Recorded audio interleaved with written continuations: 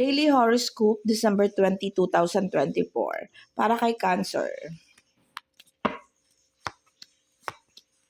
Cancer, the card said here, may mga bagay ka daw matutuklasan o malalaman.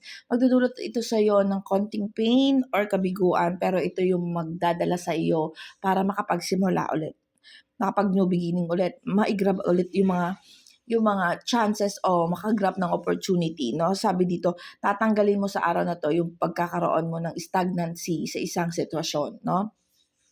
Nakikita ko dito, palalakasin mo yung loob mo, then nakikita ko dito, yung pain na mararamdaman mo regarding sa mga taong nakapaligid sa'yo, ito yung magpo-push forward sa'yo para ayusin mo uli yung sarili mo or pahalagahan mo uli yung sarili mo, Cancer. Pupunta tayo kay Pisces.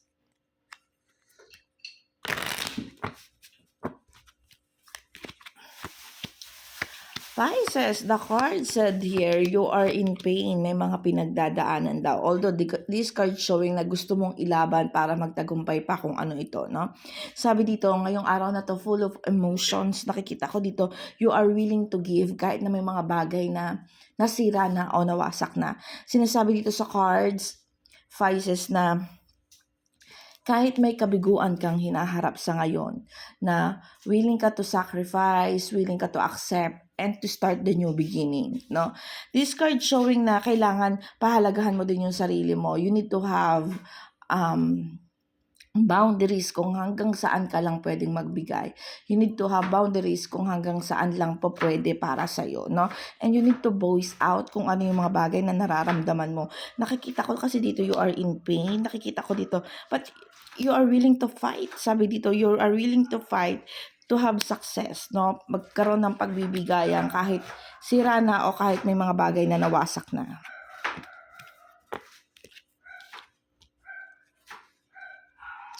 Pupunta tayo kay Virgo.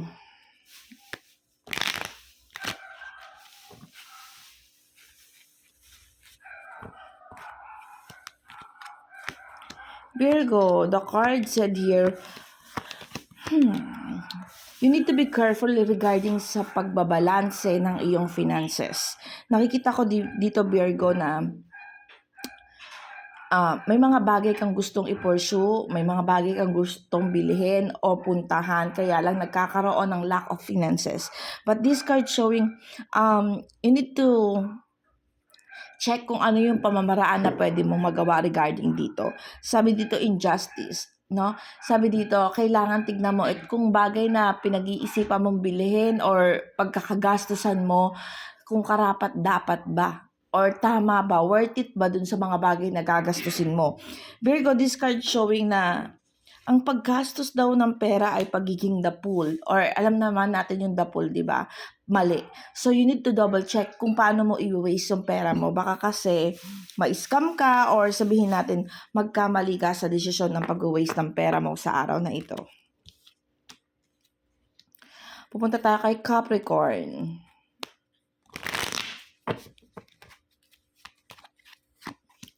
Capricorn, the card said here na ginagrab mo daw yung mga opportunity, yung mga paparating sa'yo. Pero nakikita ko dito, nagkakaroon ng conflict, nagkakaroon ng mga sigalot o problema dun sa mga bagay na gusto mong i-pursue. Nakikita ko dito, nawawalan ng pagkilos at paggawa. Then nakikita ko dito, you are willing to give, or sinasabi dito sa cards na you need to check din kung paano mo i-handle yung pang-uunawa mo sa ibang tao, no? Nakikita ko dito, confused. May mga bagay na hindi masakatuparan, hindi magawa ng aksyon, may mga bagay na hindi mapagbigyan para sa'yo, no? So, sa ngayon, sa araw na ito, medyo maghinay-hinay ka muna sa mga pagdesisyon, lalo na sa pag-grab ng mga opportunity. Kasi nakikita ko dito, Capricorn, yung pag-grab ng opportunity is hindi ito para meant for you, no? Kung ano man yung nakikita mong mga bagay na gusto mong gawin ngayon, kung may mga bagay kang pinag-iisipan ngayon, you need to double check yung pagbibigay mo or pag-uunawa mo kung tama ba or karapat dapat pa na ipagpatuloy. Kasi nakikita ko dito, wrong move or maling pagkilos at paggawa ito.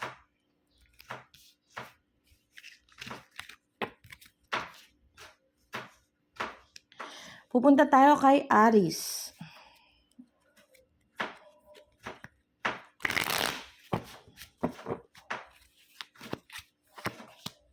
Aries, the card said here. Okay. Nakikita ko dito, Aries, na okay naman yung mundo mo kahit may mga taong nagne-neglect sa'yo or may mga taong nag-a-against sa'yo. Nakikita ko dito, masaya ka kahit yung ibang tao sa paligid mo hindi masaya. Who cares? Parang ganun yung sinasabi ng cards, no? But the card said here, may mga maling gawa sa'yo yung mga tao sa paligid mo, maaaring na pagchichismisan ka or may mga, alam mo yun, may mga maiinit sa'yo. Pero this card showing na kailangan mong umiwas or huwag mong patulan yung mga bagay-bagay na alam mong hindi naman worth it patulan. Alamin mo kung ano yung value mo or yung mga level mo, no? Nakikita ko dito, pag-iwas, paglayo, kung may naplano mong mag-travel o umalis, gawin mo to sa araw na ito kasi makakabuti ito sa'yo, no? Sabi dito, may mga mag-a-against sa'yo sa mga damdamin mo or sa mga sa'yo, mismong sa'yo, may mga taong na nandiyan na magiging mainit yung ulo sa'yo, pero hindi mo ito dapat patulan kasi this is, alam mo yun, hindi naman talaga kailangan bigyan pa ng pansin o pahalagahan pa. Ang importante is yung sarili mo, mailayo mo sa mga negative na tao. Pupunta tayo kay Taurus.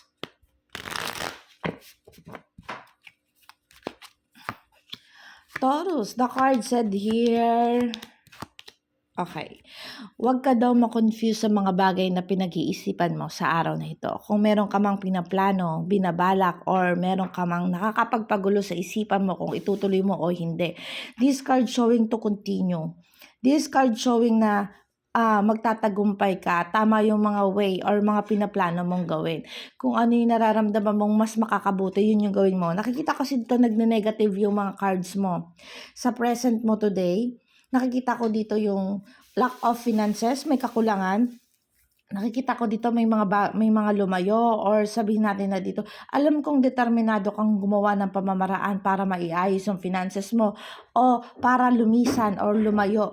But this card showing to continue. Huwag mag-alinlangan dun sa mga bagay na binabalak mo kasi magdudulot ito sa iyo ng success o mapapaganda yung kalagayan mo, Taurus.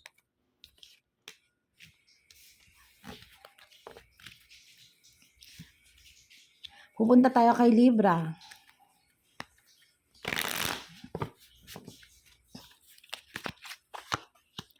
Libra, the card said here, you feel ngayon na okay, you feel your wishes come true, nararamdaman mo yung things is okay sa ngayon. Pero nakikita ko dito na nagkakaroon ng conflict, magkakaroon ng konting sigalot, magkakaroon ng mga problema regarding sa mga taong nakapaligid sa'yo. Mawawalan ng pagkakaunawaan and then nakikita ko dito may mga bagay kang dapat malaman o matuklasan. Libra, this card showing na you need to be careful sa mga taong pagkakatiwalaan mo. You need to be careful sa mga desisyon na gagawin mo sa araw na ito. And then, huwag ka masyadong pakampante. No, nakikita ko kasi dito, mayroong mga taong nag-a-against sa'yo na hindi mo naman nalalaman or hindi mo naman natutuklasan. Kailangan din medyo huwag masyadong high blood. Alam mo yun, yung medyo maghinay-hinay tayo sa mga bibitawan natin salita. Maaari kasing ito yung mga bagay na makakapanakit dun sa mga taong nakapaligid sa atin. Kaya magkakaroon ng conflict sa araw na ito. Then this card showing na mag-ingat sa mga taong pagkakatiwalaan mo. Huwag ka muna masyadong pakampante or you need to be careful. Ingatan mo muna yung sarili mo mag-voice out sa ibang tao.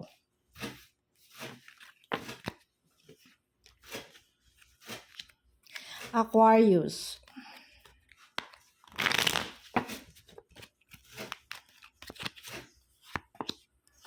Aquarius, the card said here, new beginning. This card showing new beginning, this card showing maayos daw yung takbo o flow sa ngayon. Nakikita ko dito na inilalaban mo yung mga bagay-bagay na nararapat. Judgment ito, nakikita ko na nakaharap ang judgment. Nakikita ko dito na desidido o determinado ka naman sa mga bagay-bagay na ginagawa mo sa ngayon. But this card showing na to continue what you are doing. Nakikita ko dito yung swords o yung betrayal ng mga nakaraang araw and nakabaliktad na. Ibig sabihin natatapos, nasusolusyonan o nagagawa ng pamamaraan yung mga bagay-bagay na kinakaharap mo na hindi mo alam. This card showing na new beginning, the starting of new beginning, starting of happiness, starting of fight. Nakikita ko dito na inilalaban mo yung isang maayos na pamilya or isang maayos na gawain. This card showing, the Empress is showing fertility. So, panibago ulit, pagsisimula ulit, new beginning, new start. So, kung ano man yung tinatahak mo ngayon o yung mga desisyon na ginagawa mo ganun, keep going and continue what you are doing kasi you are in the right path. Pupunta tayo kay Gemini.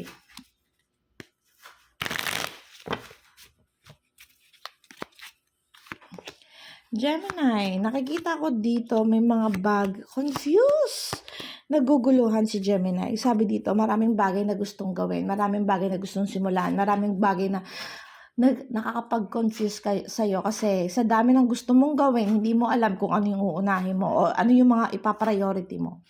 Sa dami ng bagay na nandyan bumubungad sa'yo, hindi mo alam kung ano yung igagrab mo na opportunity. Ang ending nito, Gemini, wala kang nagagawa. No? This card showing na bumabaliktad yung mundo mo, nawawala ka sa alignment. Sabi dito, you are still guided with the universe. Grab mo lang yung mga opportunity na nandiyan dyan. Yung in judgment nandito sa cards mo. Sinasabi dito sa cards na may mga mali kang desisyon, may mga mismanagement ka. So, kailangan i-focus mo yung sarili mo kung paano mo gagawa ng pamamaraan, yung mga bagay na dapat na pinapriority mo. Kasi nakikita ko dito, may mismanagement ka na. So, maraming nalulose. Sayang yung opportunity na still guided ka ng universe. Yung mga blessing na dapat na paparating sa'yo, nawawala or hindi mo nagagrab na opportunity. Although nakikita ko dito na may pumapasok pa rin naman, pero meron pang mas malaki. Focus tayo sa mas malaking blessing na paparating sa ating Gemini. Punta tayo kay Leo.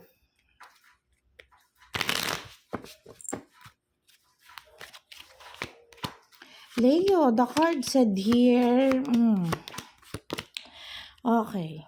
Leo, you need to be careful sa araw na ito. Mag-ingat sa mga desisyon na gagawin natin. Sabi dito, pinanghihinaan ka daw ng loob kasi may mga taong nag-a-against sa'yo, especially yung mga loved ones mo. So, kung ikaw ay Leo at kung may mga conflict ka regarding sa relationship, kasi nakikita ko dito, hindi mo maramdaman na pinaglalaban ka ng taong mahal mo. Hindi mo maramdaman na yung taong minamahal mo, yung taong nandyan sa'yo before, ay nandyan pa rin para sa'yo, no? Sinasabi dito, unsuccessful, may mga maling gawa. And you feel betray. You feel na kulang i-work out, kulang pang gumawa ng pamamaraan. Nakikita mo na hindi na siya katulad ng dati, Leo. But this card showing na pinanghihinaan ka ng loob. So, focus ka muna sa sarili mo, Leo. Focus ka muna sa kung ano yung karapat-dapat na gawin sa sarili mo. Mag-enjoy ka. Be happy kahit nagne-negative yung mga cards mo o nagne-negative yung araw mo. Kasi in the end of the day, wala rin naman tutulong sa sarili mo. Kapag nagne-negative na yung taong mahal mo para sa'yo, walang tutulong sa sarili mo kundi ang sarili mo lang din. No? So, focus ka muna sa sarili. Huwag mong hayaan ma-stress. Huwag kang hayaan ma-anxiety ka, gawin mo kung ano yung best para sa sarili mo sa araw na ito.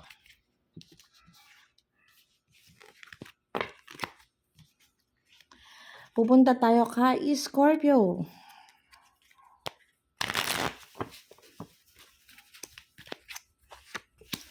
Scorpio, the card said here, wala namang pagbabago, sabi dito, pero nakikita ko dito, still continue for what are you doing. Nakikita ko dito, may mga bagay man nasisira or yung may mga bagay na pinaplano ka o pinlano na hindi na sasakatuparan at nawawasak to. No? Kumbaga, hindi na pupursue, hindi na a-align sa iyo, pero sabi dito, you need to accept and gumawa ng plan B, 'di ba? Kunyari, gumawa ka ng mga pamamaraan na hindi naman nagsasuccessful. May mga ibang way pa. matuto tayong tanggapin ng maayos at gumawa ng pamamaraan dun sa mga bagay na hindi natin nasolusyonan. Sabi dito, you need to have determinations, you need to have strength. Kasi nakikita ko dito, nangunguna yung strength sa'yo. So, maganda itong pasok ng araw na ito. No? Sabi dito sa cards na be powerful lang, Scorpio. Wag mo masyadong dibdibin yung mga negativity. Gumawa ka ng pamamaraan. Yun lang sinasabi dito sa cards. Gumawa ka ng pamamaraan kung hindi man naaayon sa'yo yung tadhana. Nakikita ko dito may sapat kang kakayahan, may sapat kang kagalingan para masolusyonan kung ano man yung problema ang kakaharapin mo sa araw na ito.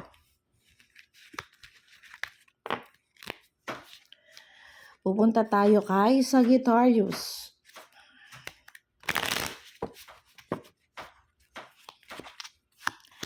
Sagittarius, the card said here. Nakikita ko dito may mga bagay na pinanghihinayangan ka, no? Nakikita ko dito kasi may mga taong nagde-negative sa iyo, kumbaga hindi sumasang-ayon sa mga bagay na kagustuhan mo. Nakikita ko dito yung unsuccessful, pero nakikita ko kasi dito, you need to do something. Kailangan mong gumawa ng pamamaraan. Kailangan gumawa ng actions kasi nakukulangan ka sa pagkilos at paggawa. You need to fight. Ilaban mo yung mga bagay na gusto mo. Nagne-negative yung araw mo ngayon kasi hindi ka gumagawa ng actions, no? Kung alam mo may kaya ka pang gawin sa isang sitwasyon o sa isang bagay, sa isang pangyayari, gawin mo na. Huwag ka na magpatumpik-tumpik kasi nakikita ko dito, kailangan mong ilaban kung ano yung alam mong tama at kung ano yung alam mong gusto mong gawin sa buhay mo sa araw na ito, no? Kasi nakikita ko dito kulang ng encouragement, yun lang naman. Pero nakikita ko dito magagawa mo naman ang solusyon nito basta matuto ka magsalita, bumoice out at gumawa ng pamamaraan. At ito lamang po ang aking daily horoscope. Salamat po sa mga sumusubaybay. Paalala po, ito ay isang gabay lamang sa araw-araw.